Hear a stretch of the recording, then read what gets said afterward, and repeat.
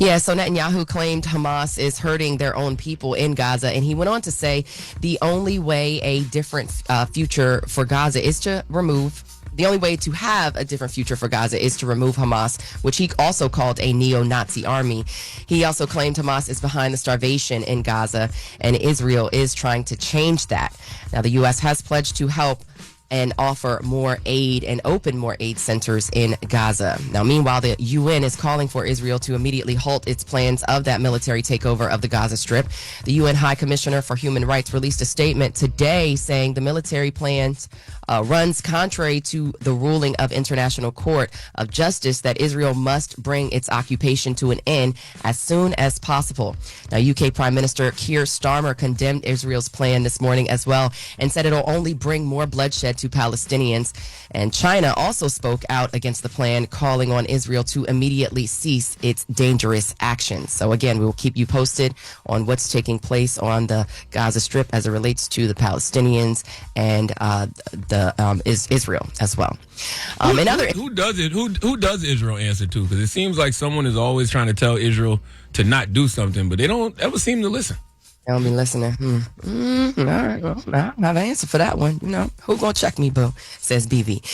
In other international affairs, President Trump says Russian President Vladimir Putin would like to speak with him and meet with him. Speaking from the Oval Office, Trump said both Putin and Ukrainian President Zelensky both want to meet with him as the Friday deadline today for Russia to start the ceasefire talk approaches. Trump told reporters it's not necessary for Putin to meet with Zelensky prior to meeting with himself. He was asked if he will impose strict tariffs on Russia today if Putin does not come to the table, and the president says that's up to Putin. In other news,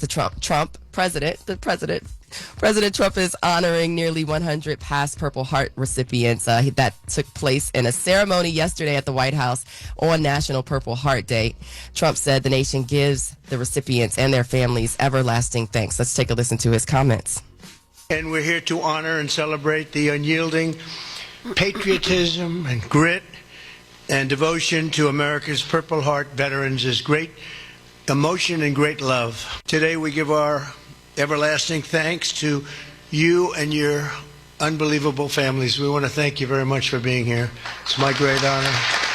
For sure, definitely saluting those. Some of the recipients in attendance include 3 veterans who gave their Purple Heart medals to the president following the assassination attempt on his life last year.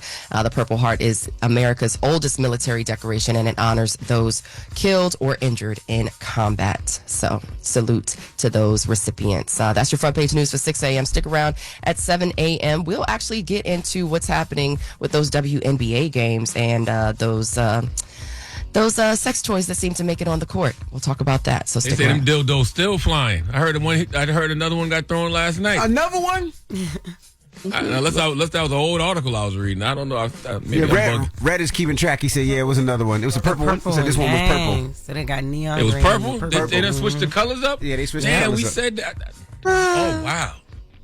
Damn. All right. Well, that is front page news. Now get it off your chest. 800-585-1051. If you need to vent, phone lines are wide open again. 800-585-1051. It's The Breakfast Club. Good morning. The Breakfast Club. Ray! Yo, Charlamagne, Envy, what up? Are we live? This is your time to get it off your chest. I got an indoor pool, an outdoor pool. We want to hear from you on The Breakfast Club. We can get on the phone right now. He'll tell you what it is. We live? Hello, who's this? This is Will from Kingston. How are you? What's up, Will? Talk to us. Good morning. Yeah, I just wanted to complain and give my opinion about Jared White. Jared White was one of the guys that went into Capitol on the 6th, and he pled guilty to what he did. And not only that, Trump gave him a pardon, Trump gave him a job. Now, he was a retired FBI employee, but now Trump gave him a job. But Trump I read that story. Yeah, I read the whole thing last night. I fact-checked it before I call you guys, because I call up a lot. And then the thing is with that, Trump's supposed to support officer, but 60% of the people that went in or 70% of the people that went in the Capitol was white. And they're sort of officer, but he's not saying anything. He's silent about this. To my brothers and sisters, when you go out here and do things, you got to remember who's in office. If you think that you can get the Justice Department to support you and back you, you're definitely wrong.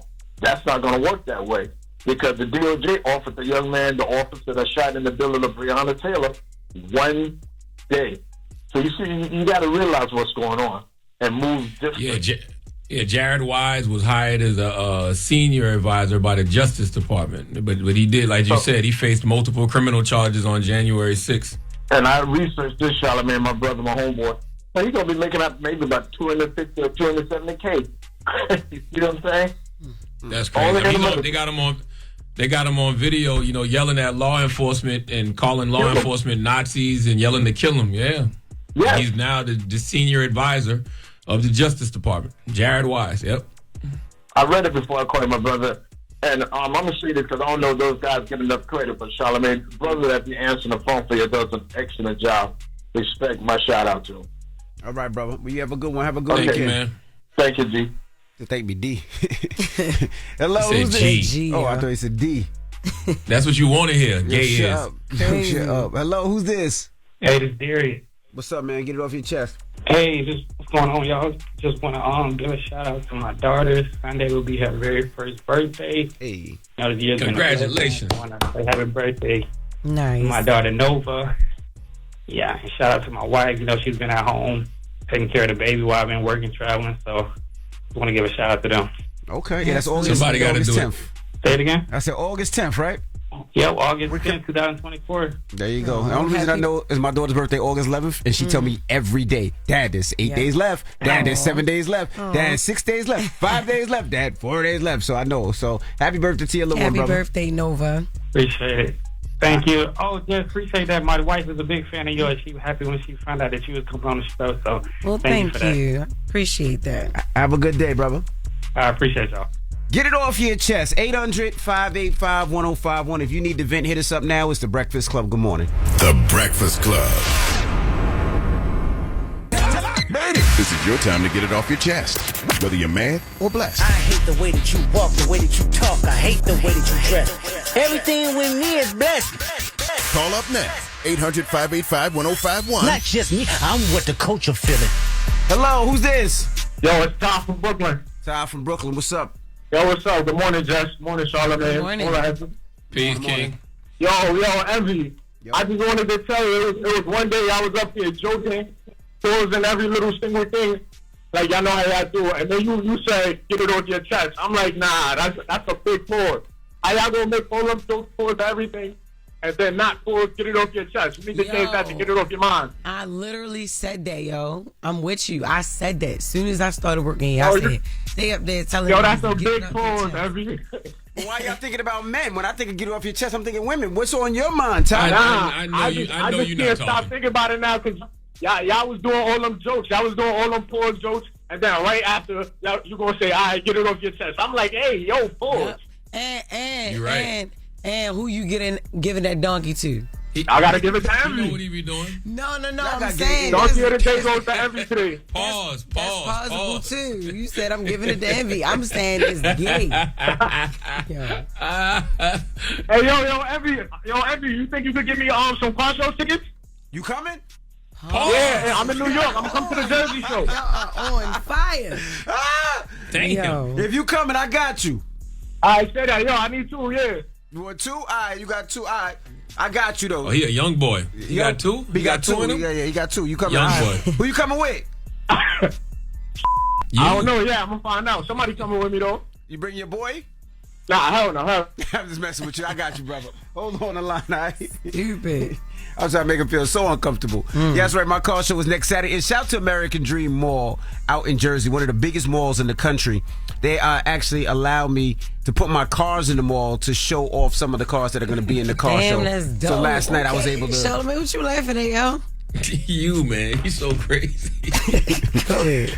So shout out to American Dream Mall. I was able to do that. So if you go to the mall and you see my cars, take a picture and post it and tag me, and I would love to repost you guys. So salute to the American Dream Mall. But get it off your chest. 800-585-1051. If you need to vent, you can hit us up. Now we got the latest with Loren coming up. Yes, we do. I broke an exclusive yesterday. Shannon Sharp and Miss Tillman, the woman who sued her for defamation, they came to a resolution. We're going to talk about the settlement. All right, we'll get into that next. It's The Breakfast Club. Good morning. The Breakfast Club. everybody, it's DJ NV, Jess Hilarious, Charlamagne the Guy. We are the Breakfast Club. Let's get to the latest with Loren. Loren be coming with straight facts. She gets them from somebody that knows somebody. She gets the details. I'm the homegirl that knows a little bit about everything. She be having the latest on this. The latest with Loren LoRosa. Sometimes she have facts, sometimes she have details, sometimes she have a little bit of everything. Well, what's the latest? On the Breakfast Club. Talk to me. So yesterday, I broke an exclusive that Shannon Sharpe and Chad Johnson, Ocho Cinco, they reached a resolution in that defamation lawsuit. The woman, Jamalita Tillman out of Chicago, that's the woman who was viral in the Usher video. She had the moment where Usher went viral, and then all the people said she had a husband and her husband was leaving her allegedly.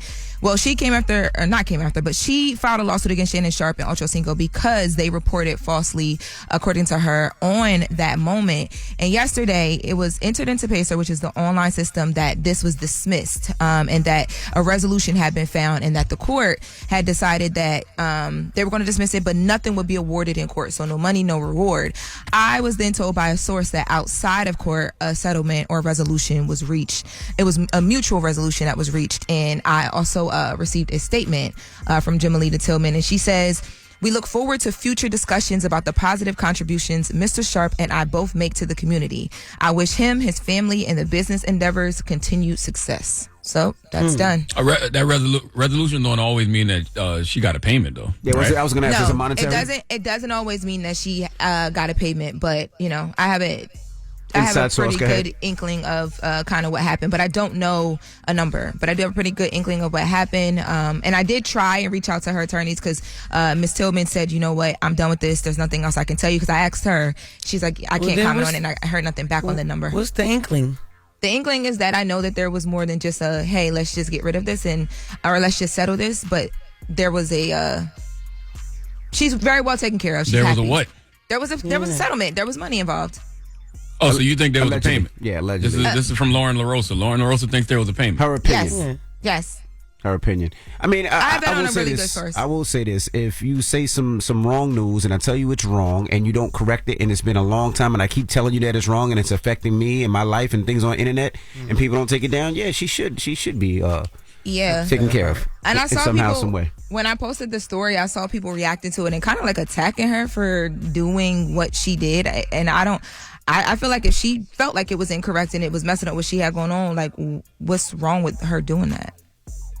Oh, no, nothing at all. I mean, listen, free speech is not free. There's a price to pay for everything that comes out of your mouth, and folks can cash in at any time if they're spreading wrong information. So, like all the podcasters and the YouTubers, the content creators, the reality is when you get on these platforms and say things that aren't true, you can be held liable. It's just a matter of when and if a person wants to pursue the case, they can. Yeah, agreed. Well, in other news, shifting gears a bit, Eddie Murphy sat down with Speedy Mormon over on Complex 360. 360 with Speedy. Speedy be getting the people, okay? This interview Speedy's interviews are very short, but they're always good. Eddie Murphy talked about a lot of different things, but one of the things he talked about was he ranked his worst movies and his best movies, or he tried to. Let's take a listen to Eddie Murphy on what he thinks his worst movies are. It'd be easier to name the 4 worst movies. Let's hear them. What do you got? Pluto Nash, Holy Man. Some say Norbit, but I like Norbit. I love Norbit. You know, Norbit came out when right after I got the Oscar nomination. And there were articles that was like, how can he get an Oscar? He did this. It's like, it's two different movies. And Norbit, I wrote Norbit with my brother Charlie. And here's the thing with Norbit. When it came out, I got voted for Razzies for worst actor of the decade, worst actor of the decade, worst actor, and worst actress. You getting worst actress for that? They gave me a Razzie for worst actress, worst actor, and worst actor of the decade. I was like, come on, man. Ain't that bad. Yeah, I thought that was pretty interesting. Worst actor, worst actress at the same time. That's crazy. Yeah, he also talked about, just in playing in the Nutty Professor. Hold on, I disagree with it. That's his Mount Rushmore, but what's yours? I disagree with his Mount Rushmore. What you think? Of Eddie Murphy movies? He's talking about his worst movies. He said.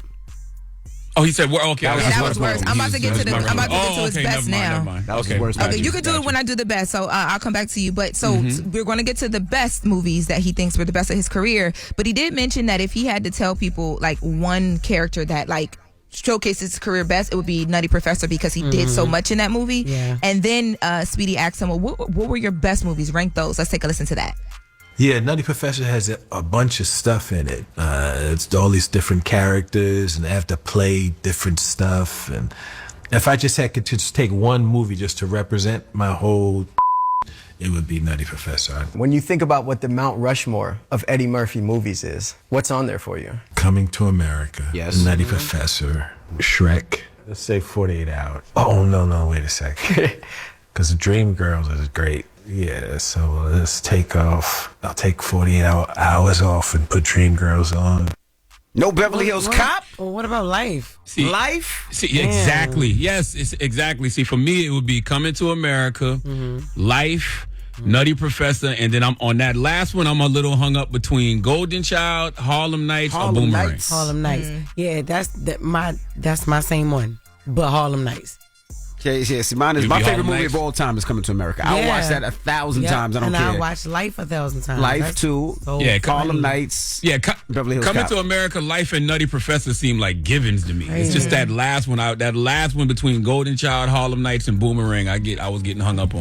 But when you said that, when I saw Golden Child, I forgot about Golden Child. Yes, man. Oh man, so many. I got the knife.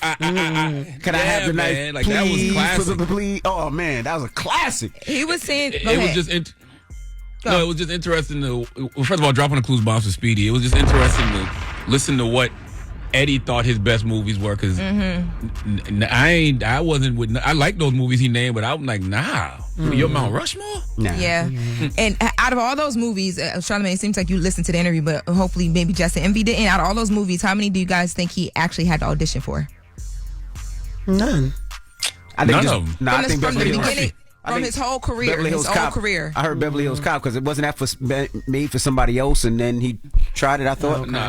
It was either Beverly Hills Cop or 48 Hours was made for Sylvester Stallone. I forgot who. I forgot which one. Like what, one or two times? One or two times, yeah. Eddie Murphy said out of his whole career, he's never had to audition for one movie, but he did have to audition for SNL, and that was the only thing he's ever auditioned for. Crazy. I said none. Yeah. I thought one. Yeah. Wow. Some things are just written for certain people. When you writing these projects, you already got somebody in mind. Yes. That is genius. So. 100%. And out of his big career, he talked about his legacy and how he wants people to remember his legacy based on his career. Let's take a listen to that as we close. Do you ever think about legacy at all? I mean, obviously you're so stamped in this, but do you ever think about legacy? My legacy is my children. Like, this is what I do to make a living. It's not my legacy, not my legacy at all. My legacy is, my children, that I produced these wonderful, well-balanced human beings that I'm proud of. 10 of them, right? That are good people, that are 10 good people. Like, I don't have the one, this is the bull-ass celebrity nut kid. I don't have any of that. Like, all my kids are really good people. And that's my legacy, that, I got these great kids that I produced. Dope. Yes.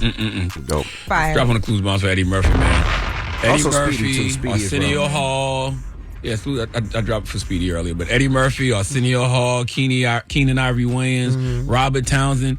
That's different level of legends right there, man. Different level of icons. We throw those words around, legend and icon, when it comes to certain people, but those individuals, different. Foundations of Black Hollywood. Yeah, you got to put Martin in there. You got to put Will Smith as well. Hell yeah. Yeah, but those are. Hey, man, I said who I said, bro. Yeah. It's a different era. Okay. Eddie, Arsenio, and Keenan and Robert Townsend was a different era, man. I thought Martin it Will was a came delay later. in his mic. He wanted you to know. No, I don't agree. No, you got It's a different era, man. they all icons. I'm talking about different era. when we that era. Yeah, yes, they're but we talk different about eras. when we talk about the foundations of how Martin and Will stand on the shoulders of people like Eddie, Arsenio, Keenan, and Robert Townsend. Y'all shoulders. I can't with Jess. All right. Well, that is the latest with Loren. Thank you, Loren. You're welcome. Now, when we come back, we got front page news, and then Gary Owen is coming in here to check Loren, so we'll get into that in a little bit. Hey, don't do that. Don't get that white man in trouble this morning. Damn. It's the Breakfast Club. Good morning. Why you gotta be white? The He Breakfast is. Club. Your mornings will never be the same. Morning, everybody. It's DJ NV, Jess Hilarious, Charlamagne the Guy. We are the Breakfast Club. Let's get in some front page news and some quick dildo news. Another dildo was thrown on a WNBA game on the court. This time it was enough purple. is enough. It was a purple dildo this time, so they changed the color from lime green to purple. And they did it with all right, ladies. 2 seconds left. Ladies, I'm gonna tell you how you get your get back. When the NBA start, you gotta start throwing pocket poom pooms on the floor. No, that's what you gotta do. You gotta go get them little pocket poom pooms and throw them on the floor at the NBA games. That's how you get your get back. No. Mm-hmm. Okay, it's a thought. All right, y'all, let's get into it. So WNBA is dealing with more incidents involving the sex toys being thrown at games. Now, one recently landed near the feet of Indiana Fever star Sophie Cunningham, who had previously asked fans on social media to stop posting, or excuse me, stop throwing them because it would end up hurting a player. Now, the first incident happened on July 29th in Atlanta, followed by multiple incidents leading up to last night, as MB spoke about. This comes most recently as a man is facing legal trouble. Now, he isn't the guy that's actually doing them. He's only just, okay, spoiler alert, he just following the trend, okay? So this guy is in legal trouble after throwing a sex toy that struck a 9-year-old girl and her uncle at a WNBA game. 18-year-old Kaden Lopez was booked into Maricopa County Jail on suspicion of disorderly conduct, assault, and public display of explicit sexual material during a game between the Connecticut Sun and Mercury Phoenix on Tuesday. Now, Lopez reportedly told officers he was sorry and he was following a stupid prank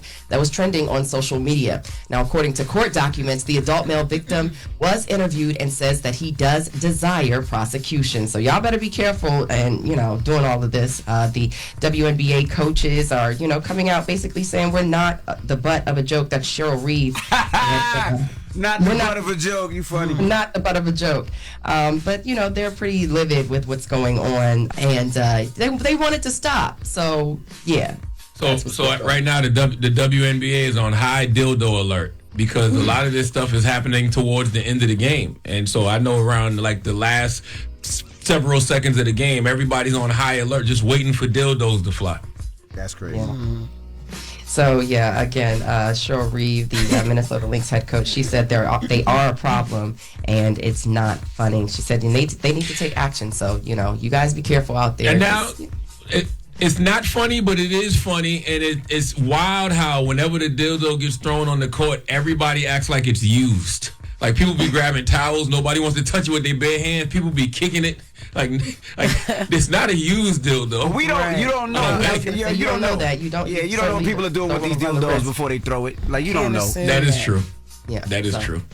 Wait till somebody throw one. Wait till somebody throw one that sticks to the court. And then the people got to keep jerking it and jerking it. They're trying to pull it off. And they got to use 2 hands to grab. Oh, man. That's crazy. Switching gears, so President Trump's sweeping slate of global tariffs went into effect overnight. Import taxes will reach levels not seen in the country in almost 100 years, with over 60 countries and the European Union facing rates of 15% or more. Treasury Secretary Scott Bessent spoke about the administration's ultimate goal. Let's hear from him. We are trying to rebalance trade in America's favor. We want to bring back the high-precision manufacturing jobs. We want to get rid of these big deficits that we have with countries that have created these big surpluses, and gutted our manufacturing base. So a wide variety of products will be hit, ranging from appliances, cars, food, and furniture. In a post on Truth Social just after things went into effect, Trump said billions of dollars are now flowing into the U.S. That's what he said, okay? Elsewhere, the FBI has agreed to track down a group of Texas Democrats who fled the state in protest of redistricting. The request was made by Senator John Cornyn, who says it's important that this group of rogue Democrats be held accountable, adding it's important to get these lawmakers home and back to work. Let's take a listen to his comments. We cannot allow these rogue legislators to avoid their constitutional responsibilities and make a mockery out of Texas. We resolve our differences by debating and voting, not by running away and hiding from our constituents. In addition to avoiding their duty while on a public relations tour, these cowardly legislators are blocking vital flood relief. So FBI agents will be assisting state troopers who are ordered or were ordered by the governor to arrest those involved in the quorum break. Now, again, state troopers do not have any jurisdiction in the states that those Dems left to, like Illinois, New York, and Boston, or Massachusetts, rather. Civil warrants have been issued, but again, local law enforcement can't make arrests outside of the state. So it's interesting to see how what role FBI will be playing. It says that they will be assisting state troopers, but it's interesting considering that, FBI, they the feds. So, but that's your front page news. I'm Morgan Wood. You guys can follow me on socials at Morgan Media, and for more news coverage, follow at Black Information Network, download the free iHeartRadio app, and visit us at BINnews.com. Other than that, have a great weekend. Happy Friday. You too now. Thank you, Morgan. And listen, man, now is the time. Call us, 1-800-585-1051. It's the People's Donkey. You know it's Friday. We allow y'all to call in and give somebody the credit they deserve for being stupid. You can give somebody the biggest hee-haw. Reach out and touch us right now. It's the world's most dangerous morning show, The Breakfast Club. Yep, and when we come back, Gary Owen will be joining us. We'll talk to him next. He has a new comedy special. Gary Owen, no S. And we'll talk to him next. It's The Breakfast Club. Good morning. The Breakfast Club. Morning, everybody. It's DJ NV, Jess Hilarious, Charlamagne the Guy. We are The Breakfast Club. Loren LoRosa is here as well. We got a special guest in the building. Yes, we do. One of my favorite comedians, ladies and gentlemen. Right, it's not one of ours? I don't know, but one of my favorite comedians, ladies and gentlemen. Gary Owen's here, ladies. Yes. Gary Owen. Let's get it. Ratings are about to skyrocket. Already know. What's up, y'all? Well, how you feeling, first and foremost? How's everything? Everything's great. No complaints. I've been really watching your clips the last couple of I looked at her. The last couple of weeks I've been watching your clips, and I just want to say salute to you. I've seen a couple of clips where one guy, which was kind of weird. I thought it was kind of weird. His wife died. Yeah. And he still went to see Gary Owen. Yes. 2 days later. 2 days later. Yeah. Because he was supposed to go with his wife, and his wife died, and he still went, which was surprising, but he went. And Gary, you decided to take care of the funeral costs. They cremated her. They cremated her. her. So I took care of the urn. Then I gave him more because he had to take off work for a month. But he didn't. I don't think he had a GoFundMe. So he got that, and that got over $14,000. Wow. So he got. But the reason it just was kind of spur of the moment, but it was more he didn't ask.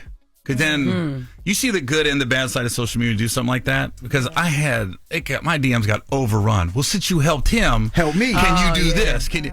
All he sent me a message was he told me that his wife passed. And then when I saw his page, they go to a lot of comedy shows. That was their thing. So they got pictures with all kinds of comedians. And so he's like, I'm going to go because we were supposed to go. And so that's why I took care of it. Because he didn't ask. He said, man, I don't know if you do meet and greets, but I really like to get a picture with you. That's all he wanted. That's all he wanted. Yeah.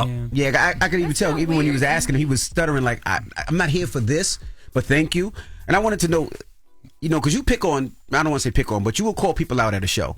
Have you ever called out somebody and it was wrong? Like, I've done it up here all the time, but like, so what does your mom think? And they'll be like, my mom's dead. Like, it's happened a bunch of times. So has that happened to you? Yeah. You just be like, way to bring the show down. If you're at a comedy show, you're there to laugh, but that's going to happen. But I'm not mean like that. People think I'm just doing like crowd work.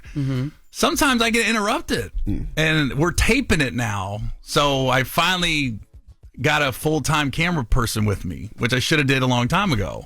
Oh, that's why I'm seeing so many clips now. Yeah, well, I got the right editor, too. Oh, okay. I mean, I had camera guys, but then I'd be like, why did you stop it there? Now it took trial and error. Now I got the right team. So that's why I think you're seeing me more in the algorithms, and the clips are better. Yeah. Because they're actually capturing it, and they're editing it correctly. You know what I mean? So you were always doing that. You just got a team to actually capture it, edit it, and put it together.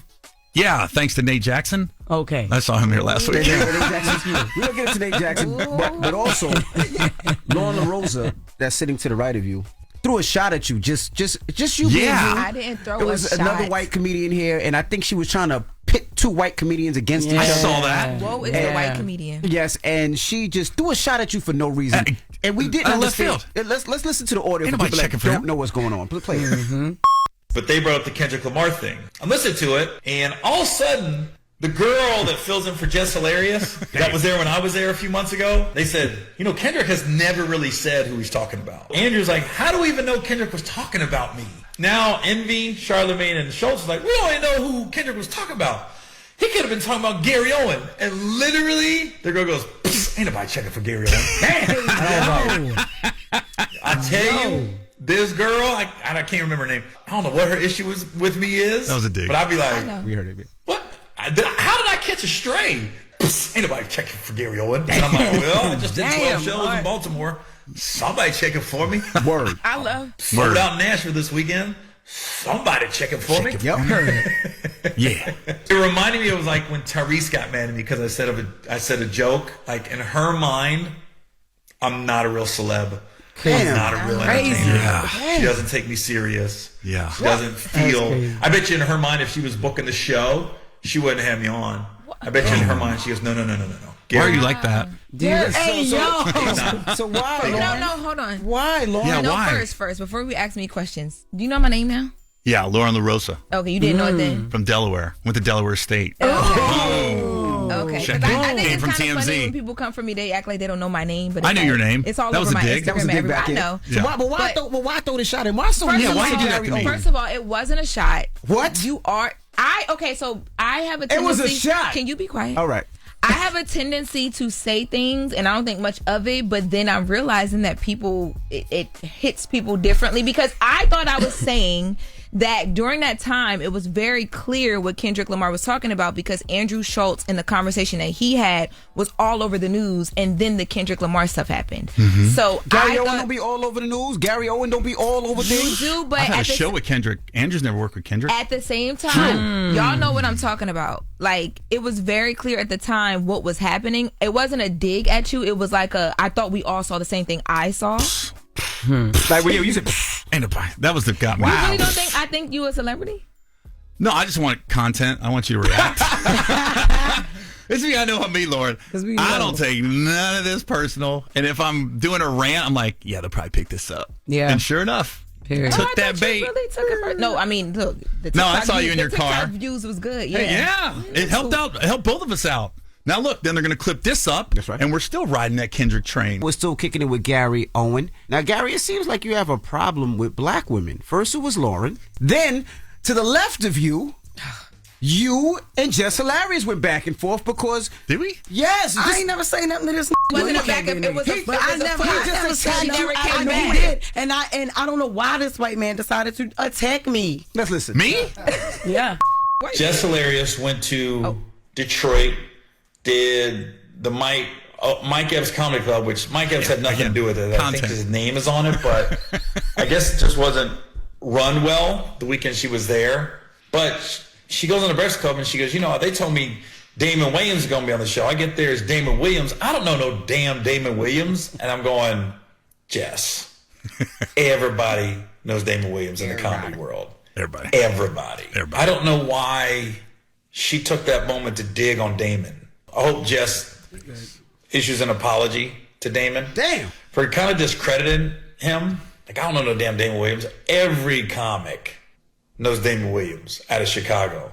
I'm from Baltimore. I ain't from no damn Chicago. You don't know Damon Williams? Yeah, I do now. Yeah. I know who he is now. He's a good dude. Yeah, obviously. He's a good But dude. I met him one time backstage, right? We was on the same show. I meet so many people I'm on shows with, you know what I mean? So I think it was the Dam. I knew, it was the Dam. You said, I don't know Damon Williams. Yeah, I don't know yeah. no damn Damon Williams. She was more taking her frustration out on the On nightclub. the club. Yeah, and I know. it was just more so, and it was you weren't the only one. It was a lot of people. I think he called and asked to make videos to say like, "Yo, come on, Shorty ruining my credibility. I'm valid. I'm in these streets. I've been like a pioneer. And can y'all please let her know who I am?" And it was you amongst other, OG comics that made the video and said it. But I'm like, yo, I really did not know who he was until pictures were posted. A couple pictures were posted from one night at a club. We were on D-Ray show. Yeah, I Shout saw out to that. D-Ray. That was the New Year's Eve stuff, right? Yes, Yeah. I swear I meet so many people. Like, I just did not remember, oh, that's Damon Williams. Okay, cool. Even still, only met him one time. Now, my bad. But like, I'm not gonna say sorry because I didn't know who he was by name. And every comic does not know Damon Williams. Every comic does not know me. Every comic don't even know your ass. Shocking. Every comic. Everybody don't know everybody. Now, you know, some people are just like, duh, we know who that is. You know what I mean? But it's like, I did not know. Yeah. Well, he ran know? with it. And like I said, it's all content. He did. I didn't say, He actually make that video? Huh? Did he actually No, make I that did on my side. I like Damon. So you just jumped in the beef. He didn't even call you asking. Listen, I'm very strategic with what I say. You don't see me calling them out their name. True. You don't see me saying they should get fired. True. You don't see me saying they're not good at their job. Or she got a bad like, wig or I nothing go, like that. I don't ever. I'm like, anybody check for Gary Owen? You know who damn Damon Williams is? And then I just keep it moving. I'm like, they're going to respond. I literally go to my phone and be like, oh, yeah, Loren did it. Exactly.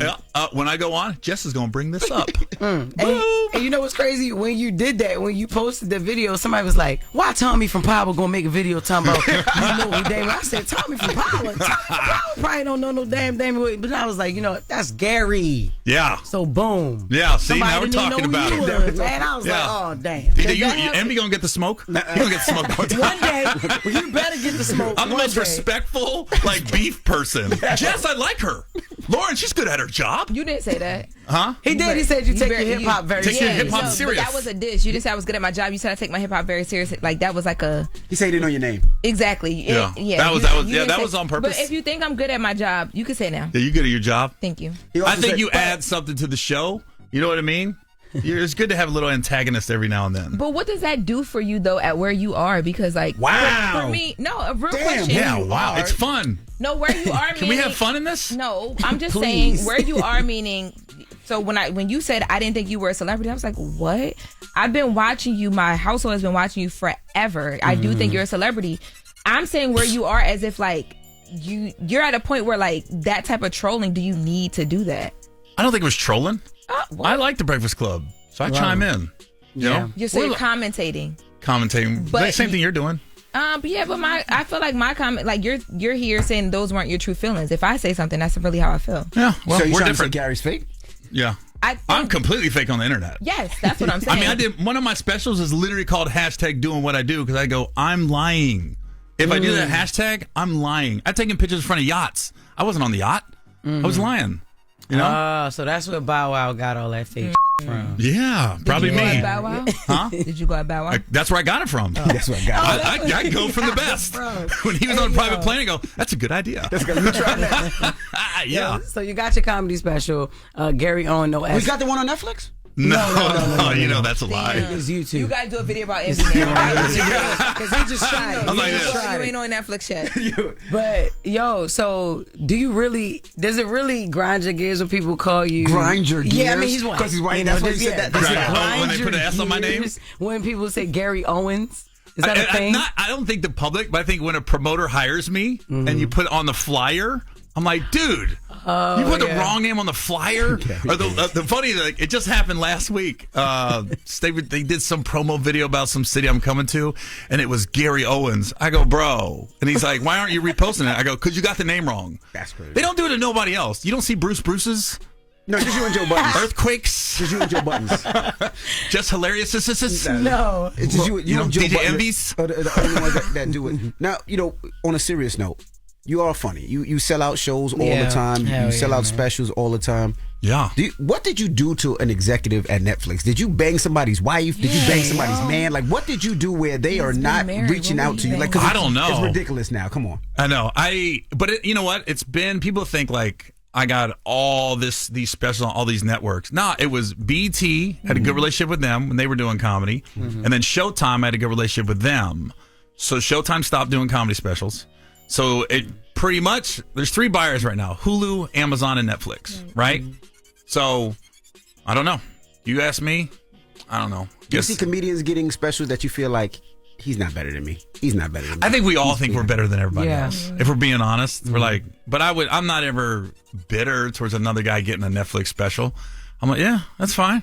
Because I'm doing fine. Right. Like I'm selling out everywhere in advance. You know what I mean? So YouTube's I finally figured it out with YouTube. I said, who was the highest paid people on TV? It was judges, and it was daytime talk show hosts. And I was like, why? Because they're on every day. Correct. That's why you knew Jerry Springer. Jerry Springer was on once a week. He wouldn't have been. So I go, I got to post a clip every day. I have to take over people's phones, and I have to post good clips. Once I figured that out, I go, it just went. And this is all in the last like 3 months. And I can tell. It just went. Because even my guy, Adam, he's like / opener, and he's also my web guy. It was the best DM I ever answered. This guy DM'd me like 2 years ago and said, hey, I'm just starting out doing stand-up. I've been watching you forever. And I said, I looked at his page. I go, who does your clips? He goes, I do it myself. I said, you can come down to a guest spot. He's at the West Palm Beach Improv. I go, if you film me and let me see how the clips look. And it's been seamless ever since. Wow. Took a while for me to bring him on like full time. But is he funny? But do you just hire him for the clips? Or is he actually he's funny? very funny. Okay, and he takes the craft serious. Like even when he's not with me, he's on stage every night. He's open mic and I'm like, dude, you're on stage again? So he takes the craft serious. And I love the way he edits me, and it's seamless. So I'll even call him and be like, that clip wasn't funny, take it down. And he'll be like, or it's too short, or But we work good together. But that's what's happened over the last like 3 months. We finally was like, we made a decision every day. We gotta post a clip. Yeah, it's work because I can tell the difference. Yeah. So he's a comedian. He's a comedian. Name's Adam Fink, and he is a videographer, and he does. He came from like doing rap videos. He was like working with Big Sean and some other people. And so working with me is great. He goes, dude, there's less weed.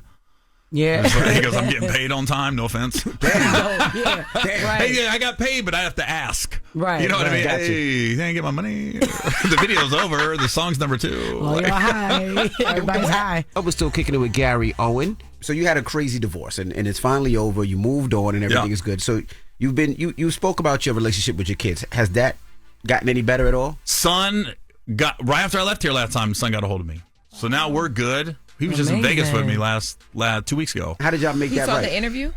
He didn't see the interview. He had an issue at his job, and he needed my help, needed my advice. So he just called out of left field. It was funny because Adam, my opener, we're in Philly, and he matched with this girl on Tinder. And he goes, yo, I got a feeling this girl's trying to catfish me. Can you go to the bar with me just to play wingman? I go, all right. So we're walking to the bar, and my phone rings. It's my son. I looked up. I go, my son's calling me. And he looked at me. I go, my son ain't called me in like 3 years. So I picked up. I said, good luck with your Tinder date. I hope she's legit, but I'm out. So we talked for like 3-4 hours that night, and then we're as close as ever now. It just took time. Daughter is still nothing, but she's gonna be a tough one to crack. Yeah. Have you attempted to reach out to your daughter since reconnecting with your son? Yeah, I always do, but I don't have a way to contact her. She's not on social media. She got a new cell phone, so I have no way other than an email. Yeah. And she's told her brother not to give you her number. Well, it's a little different than that. I'll keep that between them. I'll keep that between them. I don't want everything to be on the Breakfast Club. Yeah, but that's good. But what was that initial conversation like? Was it like with my son? Yeah, was it natural? Was it like, hey, how's it going? Or was it like, hey, Dad, we haven't spoken. Let's speak. Like, how was that conversation after 3 years? Because it's still your son. At the end of the day, you can be mad, but you still got a place for y'all. Yeah, the first thing he said was, dude, I know we got a lot to work on, and I know we'll get to it, but I really need your help with this problem right now. So I went into immediate like dad mode. Like, all right, this is what we got to do. And then it just so happened I was gonna be in the Bay Area like 2 weeks later, and that's where he lives. So the phone call happens 2 weeks later. We got to reconnect, and then he ended up flying back to Houston with me. I said, "You wanna fly back Monday when I fly back?" He goes, "Yeah, because I got the twins." So we got to meet the twins, so and then everything's good now. He's got it. He's got his favorite already. I love it.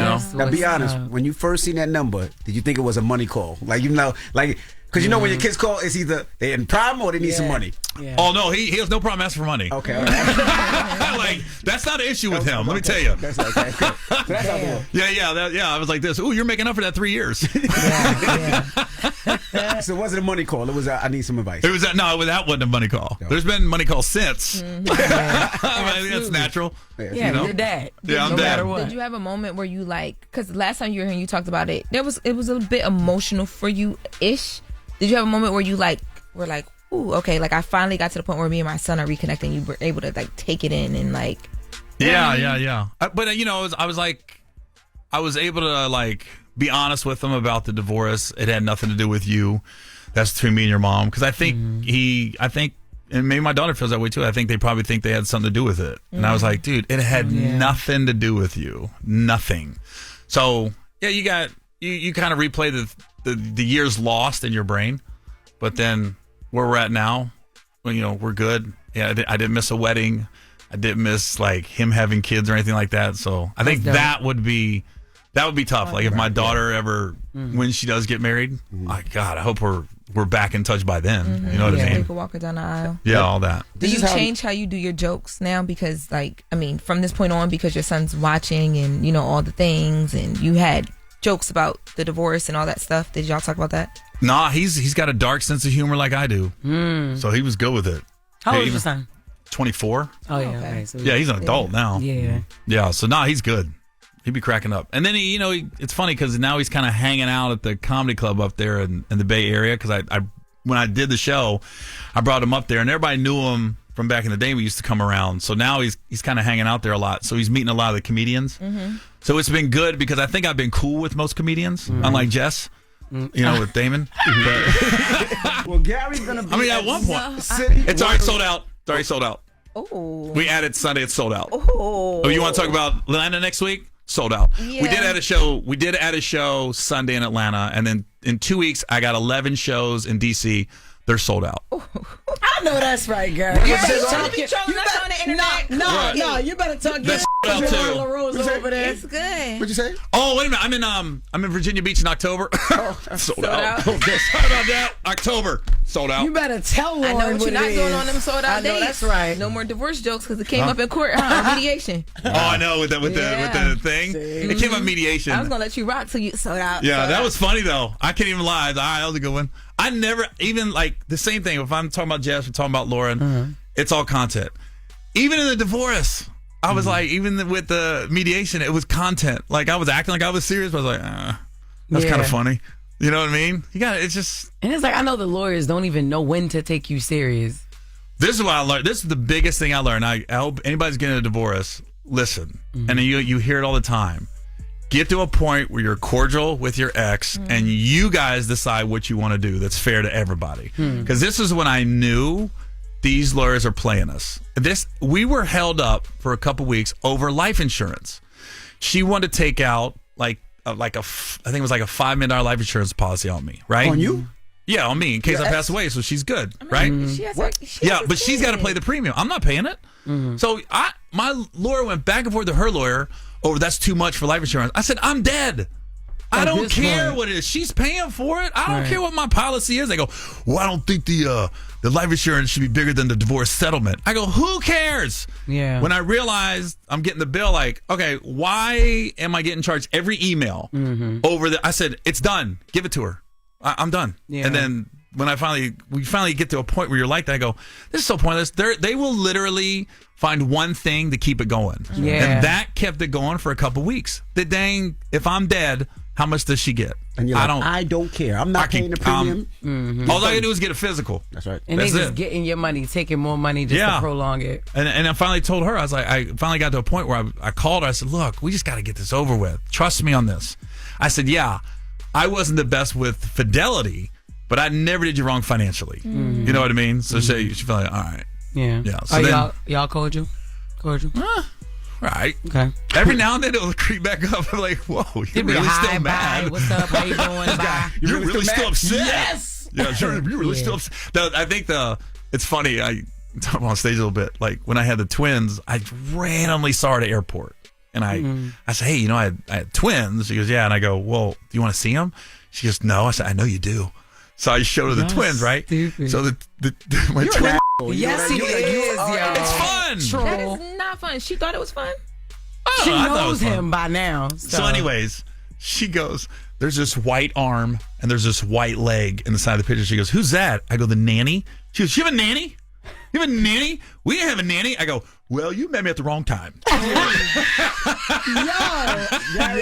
If you was with me now, you would have a nanny. He's a Gary Owen, ladies and gentlemen. Oh my God, I would have threw my drink at you. Why? Because don't. It's funny. I would say Lauren, when you get divorced, you'll know.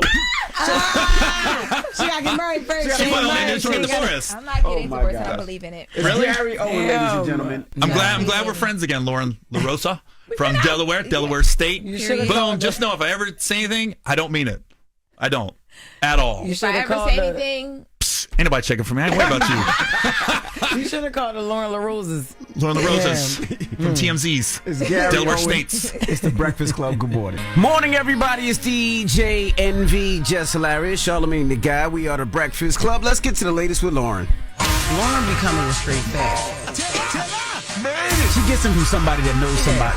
She gets the details. I'm the homegirl that knows a little bit about everything. She be having the latest on you. The latest with Loren LoRosa. Sometimes she have facts, sometimes she have details, sometimes she have a little bit of everything. Well, it's the latest. On the Breakfast Club. Talk to me. Alrighty, so we've been talking about BET and them suspending the Hip Hop Awards and the Soul Train Awards. So Fat Joe has his show, Joe and Jada with Jadakiss, and he's hosted the awards for BET. He's done it 3 years in a row. So he commented on what he thinks is actually going on over there and why this happened. Let's take a listen to Fat Joe.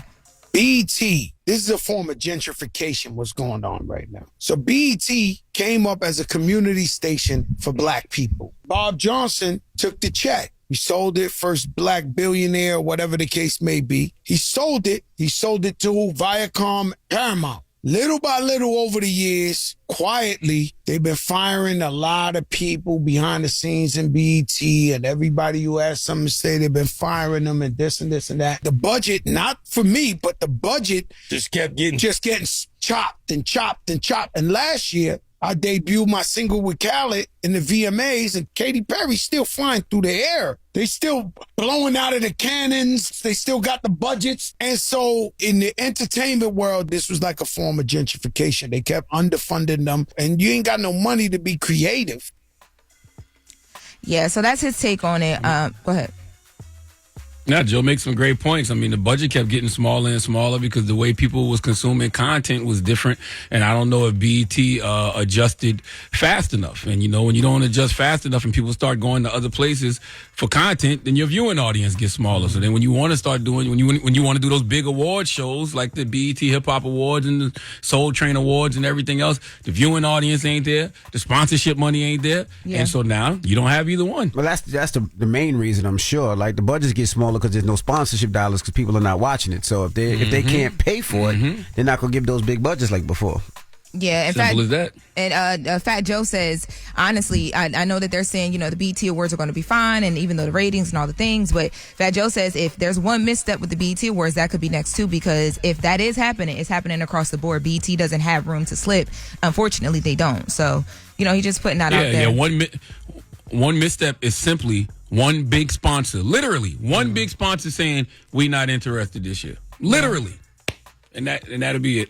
100%. Well, speaking of live shows or lack thereof, yesterday Diddy's team talked about him wanting to do something at MSG when he comes home, whenever that is. Well, man, they are butchering Diddy's wait to sit and sing, because now they went and did press following that to try and clean it up and clarify what they meant or didn't mean. Let's take a listen to Mark Agnifilo, Diddy's attorney, on Madison Square Garden.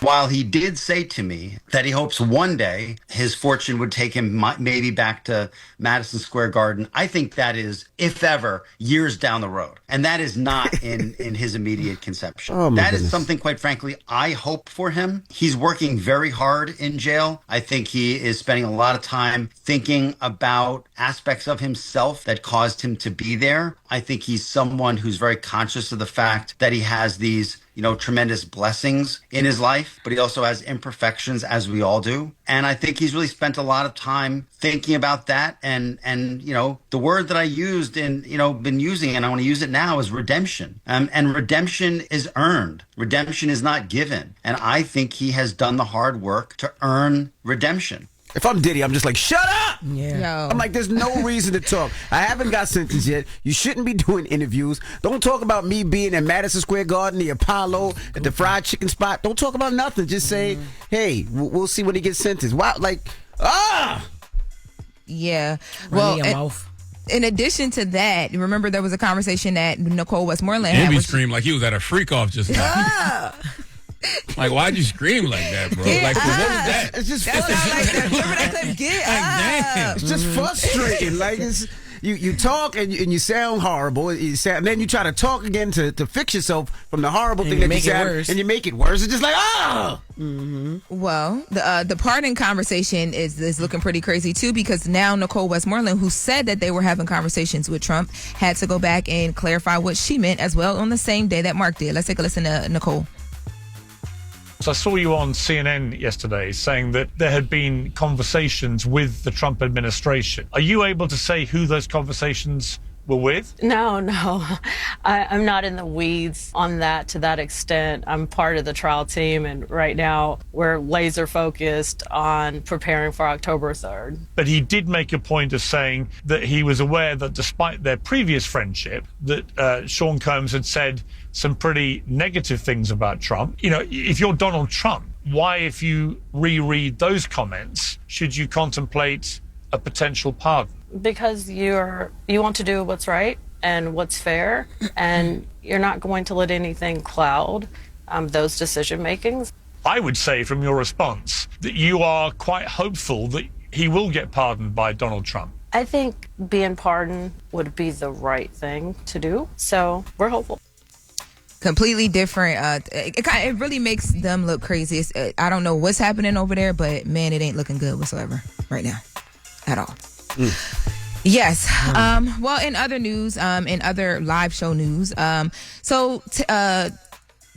Offset was on Carmelo Anthony's show, 7 p.m. in Brooklyn, and he talked about a plethora of things. So they did talk about that BET Awards reunion that we saw him and Quavo do in honor of Takeoff. But first, he talked about the group itself and the fact that he never wanted the group to even break up. Let's take a listen to that. What was your 7 p.m. moment? We're going solo. Mm-hmm.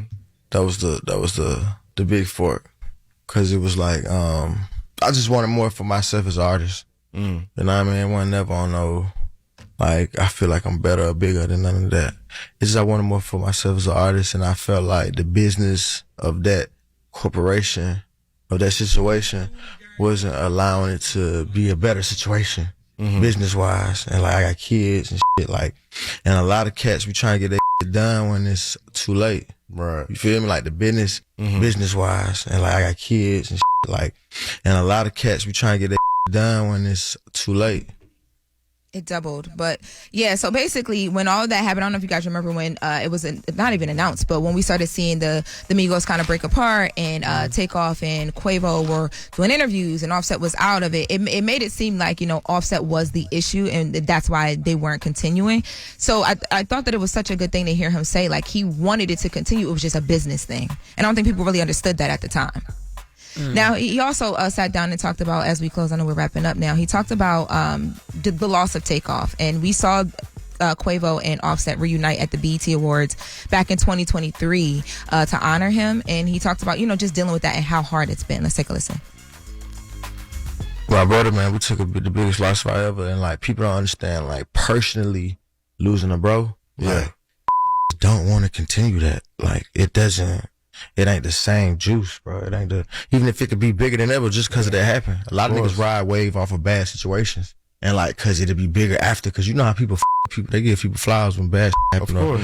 When like especially that. But with us, like, that like, it's deeper. It's like your brother sleeping in one house with your mama and your daddy, and goddamn now, y'all just wake up and it ain't the brother in the house no more. Yeah. It don't feel the same, so it didn't even, so once that happened, it was definitely like, oh shit. That was another 7 p.m. moment, like, cause I was about to drop an album and shit, and that shit happened, and then I just the album. I ain't want to do music. Yeah, so he got pretty candid. I totally understand what he's saying. Like Takeoff passed away. Like he's no longer here. He died. Like the fact people wanted them to just keep it moving, like nothing happened, was ridiculous. Like your whole world stops. Forget the professional aspect. Just personally as a human, like, you know how traumatic that is. Yeah. And and obviously it's something that he's going to be dealing with every single day. But I think people don't look at, these celebrities and these superstars as people. Yeah. So this interview was really good because he got super candid with the guys over there. And the album that he was talking about is Kiari, which he is coming out with on August 22nd. So he's back and he's trying to do the things to push the album and get it out there. All right. Hey, salute to 7 p.m. in Brooklyn. Drop on the clues bombs from 7 p.m. in Brooklyn.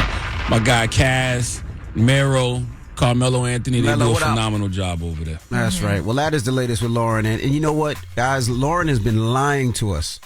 What about what? Because she's in Atlanta, and she said she was in Atlanta doing some podcasting. Yeah. Today, I'll be there today, the podcast festival. I'm speaking at 12:45. Sheen had a grand opening yesterday, and I heard you were at the Sheen grand opening grabbing all those clothes yesterday. I was not, and I don't need to go to a grand opening at Shein. I just order it online because the clothes be like $3. Whatever. So Sheen opened a store? In Atlanta. I have no idea. They said there was like 10,000 people out there trying to buy clothes and wigs and things like that from Sheen. What? First of all, I didn't even get here till like midnight. Charlamagne, donkey today. Who you giving your donkey to, sir? Well, Sheen got the density Brazilian virgin body wave wigs with the bangs for $34.70 too. It's a 47% off sale as well. So I'm sure she scooped up some of those. But today is the people's donkey. Girl? You know what I'm saying? Today is the people's donkey. You can call in 1-800-585-1051 and give somebody the credit they deserve for being stupid. That's right. 800-585-1051. Call us up right now. It's the Breakfast Club. Good morning. The Breakfast Club. Your mornings will never be the same. It's your time to nominate a donkey of your own. Remember now, it's how they choose. Call in now, 800-585-1051. Donkey of the day for Friday, August 9th is the People's Donkey. This is where we allow people to call in and give folks the credit they deserve for being stupid. Whoever you want to give the biggest hee-haw to, you can do that right now. So, good morning. Who's this? Aisha. Aisha? Yes. Who you want to give the biggest hee-haw to this morning? Oh, well, hey, good morning, y'all. Hey, Uncle Charlotte. Hey, DJ MV. Hey, Jess. Good morning, girl. But I want to give Donkey Day to my job. I work for the Department of Public Safety. I did have a contract. I was supposed to renew my contract. But they didn't tell anybody that our contract was in it, and there was no position to come back to. Well, who's the company? The state of North Carolina. Oh, the whole state of North Carolina. Oh, okay. Oh, yeah, I work for the state.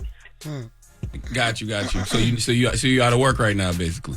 I will be come October 1st, and it was very last minute, and they definitely did not even take into consideration to allow us to find something within the time frame. So it's just like, I'm back to the drawing board and applying for jobs.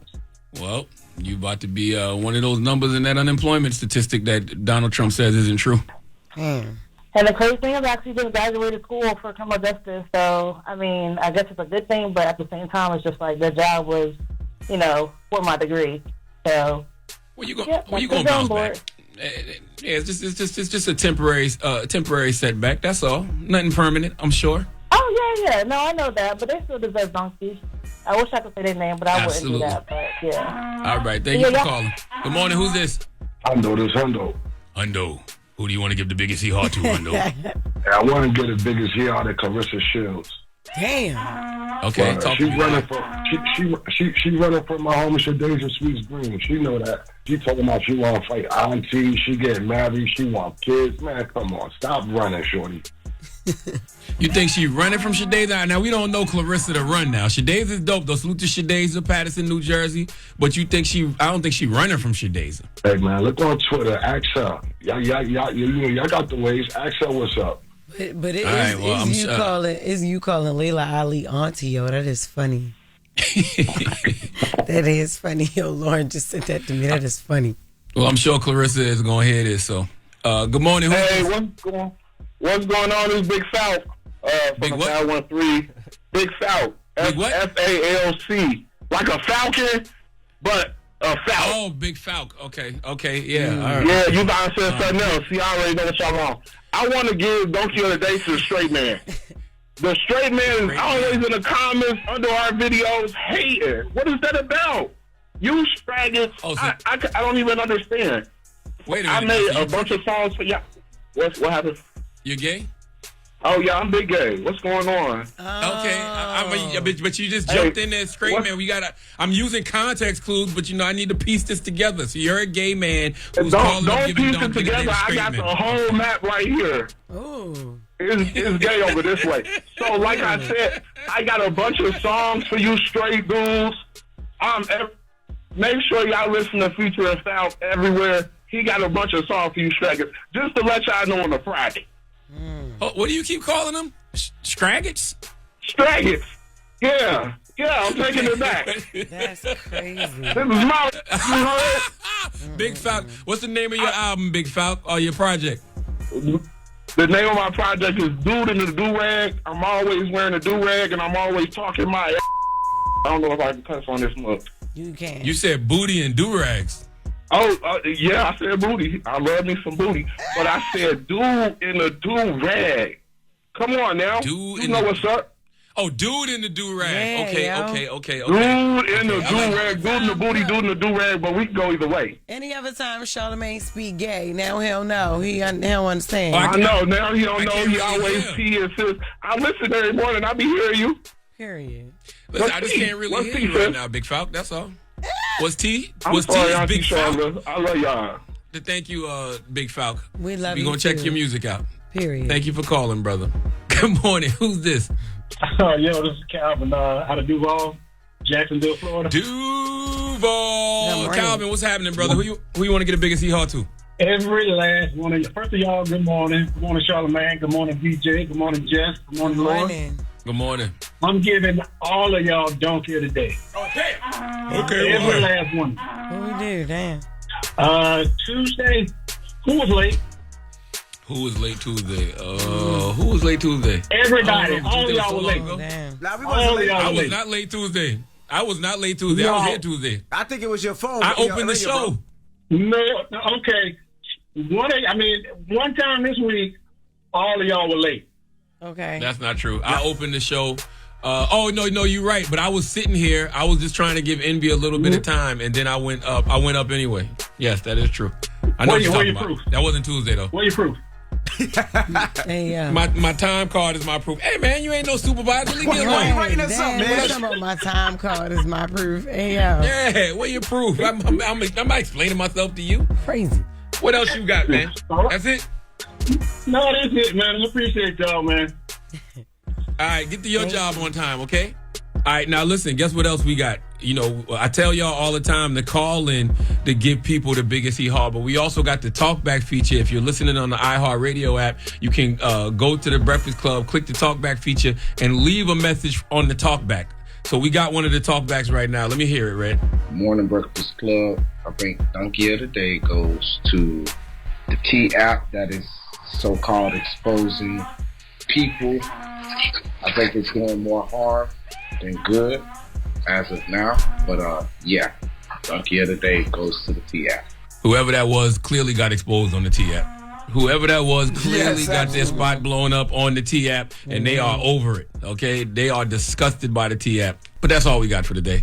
Every Friday we do the People's Donkey. You can call in 1-800-585-1051. Give somebody the credit they deserve for being stupid. Or you can go on the iHeartRadio app, click the talkback feature on Breakfast Club, and leave a message as well.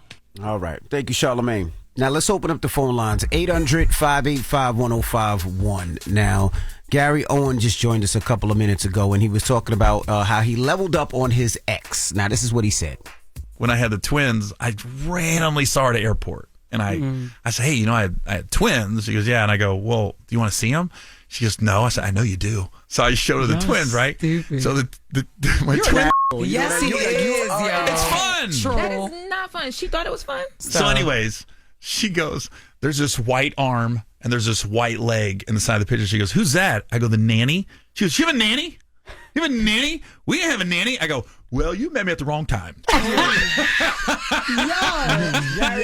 If you was with me now, you would have a nanny. He's a... So 800-585-1051. Have you ever leveled up on an ex, or has an ex ever leveled up on you? Now, we'll get to Jess. I know Loren has nothing to talk about with this one, but... What? I got exes that ain't never leveled or nothing in their life when I left. Ooh! Envy, what you were saying? Crickets. 800-585-1051 has an ex leveled up on you. Oh, God. Here comes your. Here we go. I'm not saying I'm going to mind my business. You gonna mind Say it. No, mind my business. Say it. Man. Nope. No. We'll do it when we come back. Crickets. It's the Breakfast Club. Good morning. Y'all crazy. Pull out your phone. Call in right now. Call me. Add your opinion to the Breakfast Club topic. Break it down. 800-585-1051. The Breakfast Club. Steady calling my phone. Made it. It's topic time. Call 800-585-1051 to join into the discussion with the Breakfast Club. Morning, everybody. It's DJ NV, Jess Hilarious, Charlamagne the Guy. We are the Breakfast Club. Loren LoRosa is here as well. Now, if you're just joining us, we're talking about leveling up. Now, this conversation comes from Gary Owen, who was just here, talked about the time he ran into his ex-wife at the airport. When I had the twins, I randomly saw her at the airport. And I said, hey, I had twins. She goes, yeah. And I go, well, do you want to see them? She goes, no. I said, I know you do. So I showed her the twins, right? Stupid. So my twins. Yes, he is, y'all. It's fun. That is not fun. She thought it was fun. So anyways, she goes, there's this white arm and there's this white leg in the side of the picture. She goes, who's that? I go, the nanny. She goes, you have a nanny? You have a nanny? We didn't have a nanny. I go, well, you met me at the wrong time. Yo. If you was with me now, you would have a nanny. He's a Gary Owen, ladies and gentlemen. Oh my God, I would have threw my drink at you. So we're asking 800-585-1051. Have you, has an ex ever leveled up on you, or you leveled up on an ex like that? Let's start with you, Jeff. Have I ever leveled up on an ex? I mean, like, right? What are we talking about? But has an ex ever leveled up on me? I mean, I don't know. You know, the craziest thing is I never really focused on that, because once you move on, you're done. Yeah, I got you know what I mean? And then I don't really have exes. The only ex I keep in touch with is Jerome, my son's father. So I don't really keep up or keep in touch with any of my exes at all. Now, Loren, how many exes leveled up on you? Leveled up on me? Out of the little bit of exes I have, 0. Who is going to... By the way, who's going to admit to this? Nobody's going to be like, yeah, he left me and went on to something better. If I had an ex that, I mean, they're doing, God bless them, they're great people and they're doing well. But if I had an ex that I felt like, man, I missed that, or he's doing great, woo, you went crazy. I would say it. I don't feel like that. No, I wouldn't.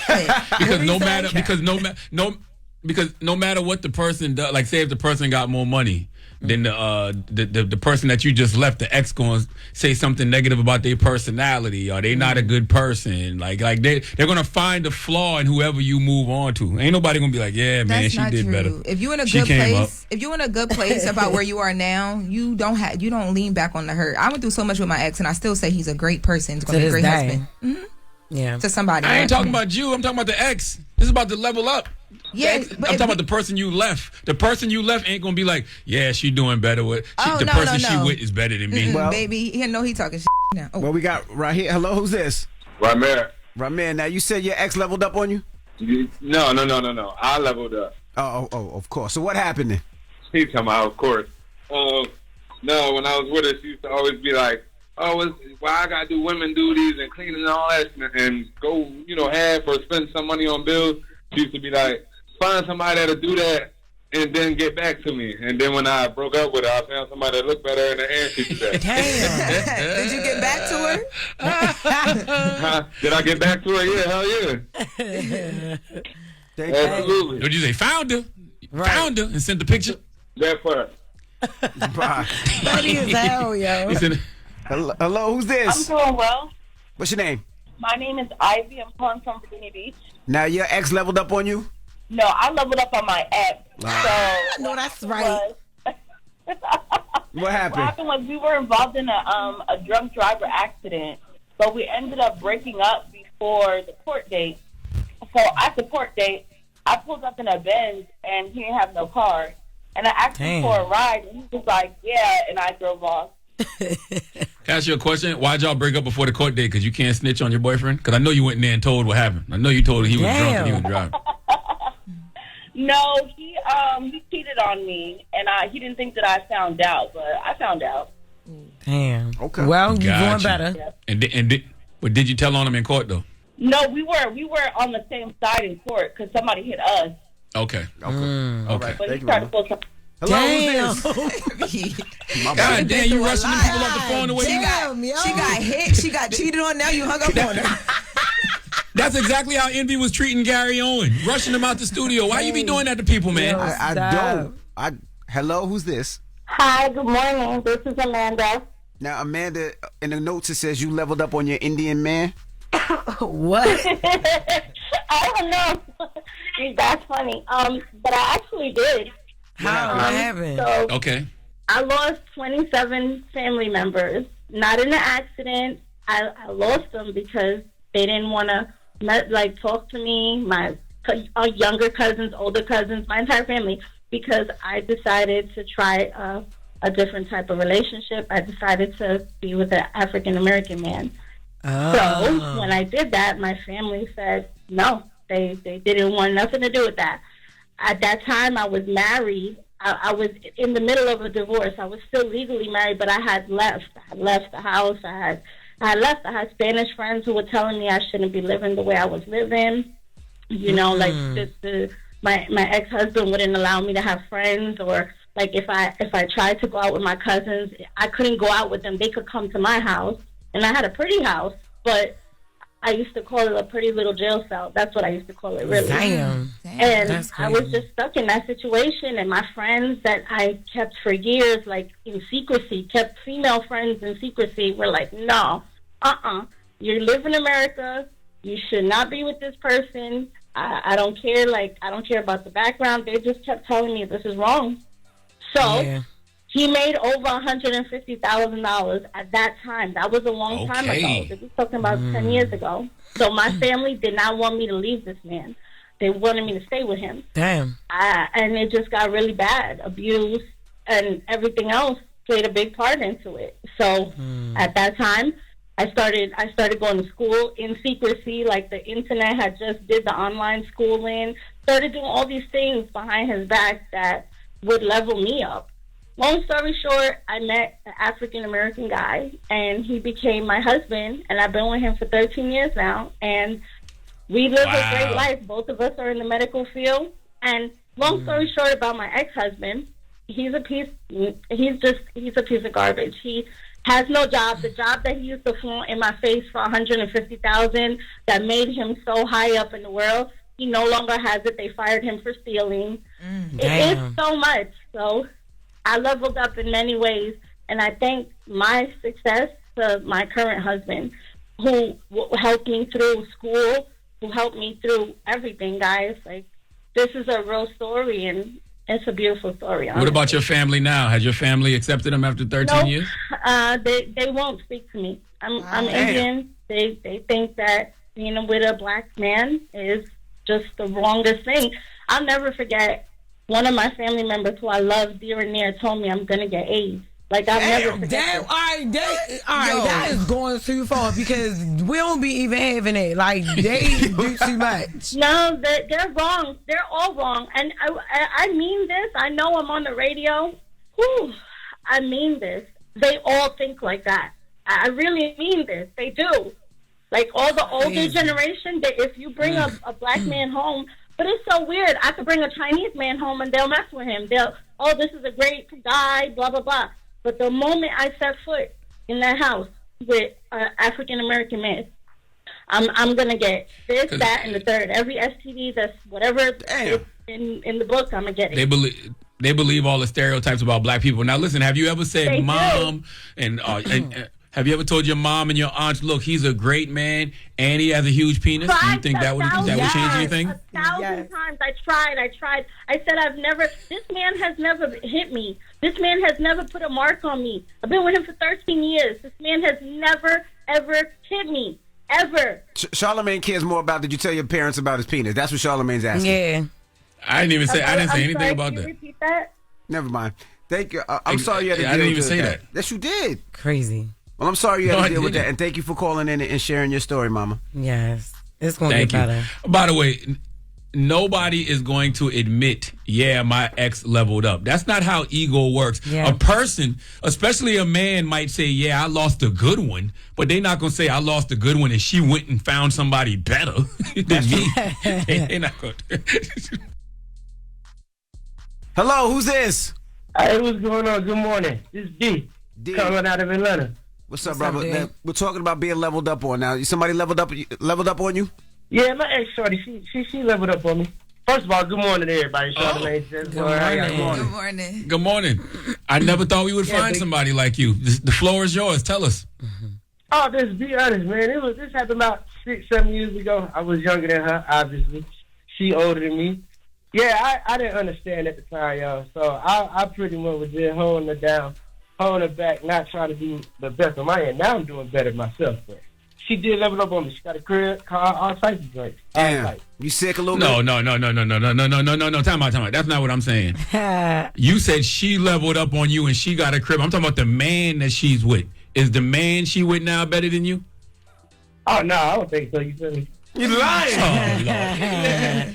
You can think that. Hey, you mean what you mean? I can't say it. I don't know how he do it. No. You feel me? I mean, No, I understand what you're saying. You was proving my point, though. It's like no man's going to admit that another man is better than him. You saying that she leveled up in life, meaning she got a car and a house and stuff now. Oh yeah, hell yeah. But nothing about the guy that she with though. He not better than you. I'm gonna say hell no. You know? He gonna say hell no. That don't mean he mean it. He just gotta say it. God, thank you, brother. In your book, Charlamagne, your first one, don't you talk about your something but a bigger penis or something?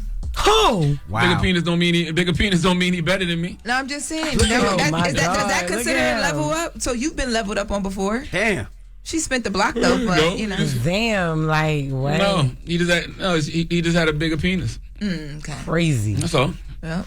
Just like there's women, I'm sure that you know who. Never mind. Go ahead. Say it. I don't want to hurt your feelings. I don't want to hurt Lauren's feelings on this fine Friday. What's got into you on this fine Friday? Okay, I will say what I want to say. Go ahead. Now, one of Lauren's exes left Lauren for a white woman. Oh no, hell and that's because no. Lauren's built like a white woman. That's because Lauren's built like a white woman. So why have a second-rate version of something when I can just go get the real? Wow. First of all, you so mad that my body be tea. That's number one. Because your waist don't be giving not a thing. You just thick and plump I know and you ain't talking about waist. I know you're not talking about waist not giving a thing. Because what waist? It don't be giving up and it don't be there. Chill out, period. This is and disgusting. then nobody leave me for nothing. What he stumbled upon after me ain't got nothing to do with me. What he stumbled upon after. But the caller say his function is his function. I'm over here in mine. Y'all have to relate. Wow. Wow. Relax. All right. Can I say one more thing? No. Can I say one more thing? No. Go ahead. No. Just one more thing. Go ahead. Go. Lauren built like Wendy Williams. Yo, shut up. God, stop. Yo, you know what? When we You come want to back, talk about Wendy Williams? we got the latest with Nyla. Don't make me tell you. Young Wendy, yo, not the old Wendy. Pass the Hawks with Nyla. When we come back, this is a deadly Because show. Wendy was bad, yo. He's so traumatized by her build. Oh, my goodness. It's the Breakfast Club. Good morning. Hate you. The Breakfast Club. Morning, everybody. It's DJ NV, Jess Hilarious, Charlamagne the Guy. We are the Breakfast Club. Let's get to Pass the Aux. Go.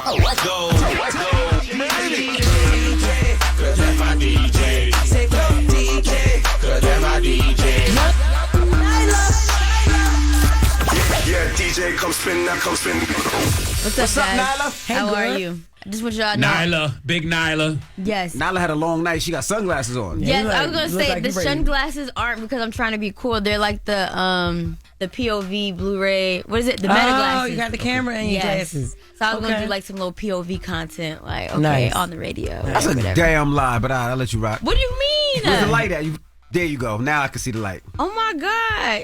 Why would I lie about that? That's so silly. But okay, let's get into the music. This week, JID dropped the project. It's called God Does Like Ugly. This is his 4th studio album. It has features from Ty Dolla $ign, Earth Gang, Sierra, Vince Staples. The Vince Staples one's crazy, and a Clips record that's crazy too. But I want to get into the Sierra record because it's a really big record. It feels good, and it's called Skate.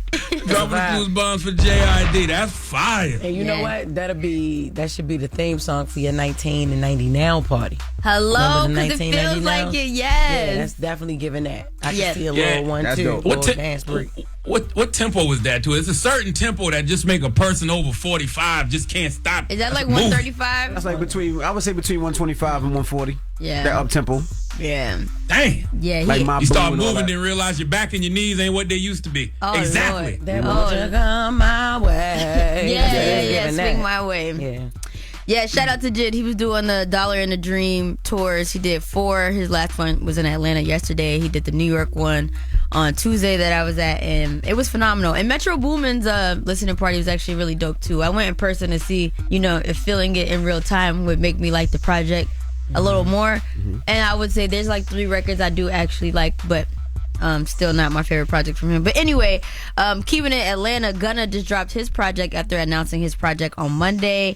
And fans have been speculating that this is going to be his last project on YSL. Hence the name, The Last One. But it has features from Burna Boy, Wizkid, Asake, and Offset. But I'm going to get into this joint with Burna called WGFT. I'm trying to catch the beat. That part, there was a lot going on in that selected part. Yeah, that was a bad selection, that part. But it sound dope, though. Yeah. I was playing some. No, I was just saying. When I listen to you play Jid, and I listen to Gunna, and it just makes me wonder what is the sound of Atlanta now. Like I think of like the Offset Bodies record, and it seems like they're making these big global sounding records. Like it's not for the strip clubs anymore. They're more for like the stadiums and the festivals now. Yeah. I definitely can agree with that. The fact that both of them are 2 different ends of Atlanta with 2 different sounds. I think Gunna is going definitely global with all these African features on his project, but also Jid too. Like he has a joint on his project with Jesse Reyes where he's rapping in Spanish. So like I think that's just like where we're at now, especially both of them like in their career. They're at a point where they can do stuff like this. But I like it. And then the last one is Baby Chief Do It. He's been going viral all year. People have been comparing him to Riley, saying that he's like the real life version of Riley. What's his name? Baby Chief. Baby Chief. Baby Chief. Oh, okay. Baby Chief. Okay. Baby Chief Do It. She said Baby Cheeks. That's funny. Okay. But he's from Chicago, and this record has been going viral. It's called Went West. Okay. All right. That might be for the YNs. Yeah. Okay, cool. Yeah, that ain't for Unc. Okay. That ain't for Unc right there. You know what I'm saying? Salute to Baby Chief Do It, but that ain't for Unc. That ain't for Unc right there. That make the cortisol levels in my body start going up, and I start looking around like, where them little YNs with the ski mask on? Oh my God. Little YNs and the shiesties. Fine. Where they at? I know they around there somewhere. All right. Okay. Fine. Well, yes. Shout out to Baby Chief. He's I just recently interviewed him on my podcast, and he's actually like really smart, and he's super young. Cool. Like he's still a teenager, so I think he has a bright future ahead of him. Looking forward to that. But I do have an announcement. I'm super excited to invite you guys to the Echo, which is going to be a rap night powered by Certified Vibe. No Hollywood behavior, no bottle service, just good energy and real hip hop. So we're going to be bridging the gaps from the OGs to the new wave with a night curated by me, Static Selecta, Ninth Wonder, and Rob Markman. And our idea of it is just to like create a space for rappers to pull up and just rap. We want to touch people who are fans of rap, and we want to have a cool space, kind of like Lyricist Lounge back in the day. Nice. So if you guys are okay. I thought you was talking about the music. Okay. No. So I thought I would be somewhere where I hear Baby Chief Do It, and then I hear like New Edition, and I'm like, I don't know if I want to be there. No. We're not that broad in the spectrum. It's going to be a rap night. So you'll hear Tribe, you'll hear JID, you'll hear Clips, but you'll also hear Nico Brim, Kai Cash. So we're just trying to bridge the gaps together. So if you guys are interested, definitely go to CertifiedVibe.com, get you a ticket while you're there. Definitely tap into the Certified playlist if you like the records that you heard today. And then also while you're over there, make sure you guys check out my new interview with Lecrae that just dropped on my podcast, We Need to Talk. So make sure you guys tap in. Shout out to Lecrae. That's what's up. Got you. Yes. Thank you. All right. Well, up next, we got the people. Hey, man, I'm not going to lie. That Baby Chief Do It make me want to go buy a dog. I'm scared. A dog? You get your dog for a minute. Yeah, you stupid, You man. got a dog? Guard dog. I got a couple. Oh, wow. Yeah, you didn't see him flexing with the dogs on Shade Room? Oh, yeah, that's right. You didn't see it because he never showed the dogs. He showed his house. I'm screaming. He made it Oh, sound my like he was God. going to go run and get the dogs. Just to show us where he It's the lived People's at. Choice Mix. Get your request and we throw it back on a Friday. It's the Breakfast Club. Good morning. You're checking out The Breakfast Club. Morning, everybody. It's DJ NV, Jess Hilarious, Charlamagne the Guy. We are the Breakfast Club. I want to salute to everybody in Houston. I'm going to be at the Jungle. That's Rain on Washington. It's their grand opening. I'll be DJing this Saturday. So if you're in H-Town, join me there. And then Sunday, I'm at Chapman and Kirby, one of my favorite day party spots in Houston. So I'll be in Houston all weekend long. So pull up on me if you're out and about. And then, of course, next Saturday, we're back here in New York City for that car show. 20 minutes from the city. Kids 5 and under are free. And if you're around the American Dream Mall, which is one of the biggest malls in the country, they get a lot of people. I actually put my cars in the mall, a couple of cars, just give you a taste of what the car show is going to be like. So take a picture, take a selfie with the cars in the background, and make sure you at me, and I'll definitely repost it. I would love to see how many people take pictures with the cars. So salute to American Dream. All right? And then also next Tuesday and Wednesday, August 12th and 13th, I will be at Salsa Con Fuego in the Bronx, y'all. So make sure I get y'all tickets. JessHilariousOfficial.com or SalsaConfuego.com. The tickets are selling fast, so make sure you hop up there and get those. And I will not be doing meet and greet at the Bronx. My bad. I'm not going to be doing it. I'm going. You Bronx, better do a meet and greet with me. I'm on a picture. You know, I see you every morning, every day of my life. Yo, no. So get your tickets to Bronx. Can't wait to see y'all. Now, Charlotte, you in the Carolinas this weekend? Listen, man, tomorrow, Saturday, from 6 p.m. to 8 p.m., I'll be having my 10th annual back-to-school drive and fish fry at the Berkeley High School bus loop in my hometown of Moncks Corner, South Carolina. I've been doing this for the last decade. We got the free backpacks in the school supplies. We got the food trucks going to be out there. My dad going to be out there frying fish, and everything is free. Please don't be greedy, okay? When you pull up, don't just pull up to get no food. Make sure you have a child with you that needs some backpack and school supplies. Then you can eat all you want. But yes, tomorrow, 6 p.m. to 8 p.m., Berkeley High School bus loop, Moncks Corner, South Carolina, my 10th annual back-to-school drive and fish fry. Everything is free. We'll see you tomorrow in Moncks Corner, South Carolina. Hey. All right. You got a positive note? And the positive note is simply this. Yes, I do, man. I want y'all to remember this weekend. Love who you are and what you are and what you do. Laugh at yourself and at life, and nothing can touch you. Have a blessed day. Hey. Breakfast Club, bitches! Y'all finished or y'all done?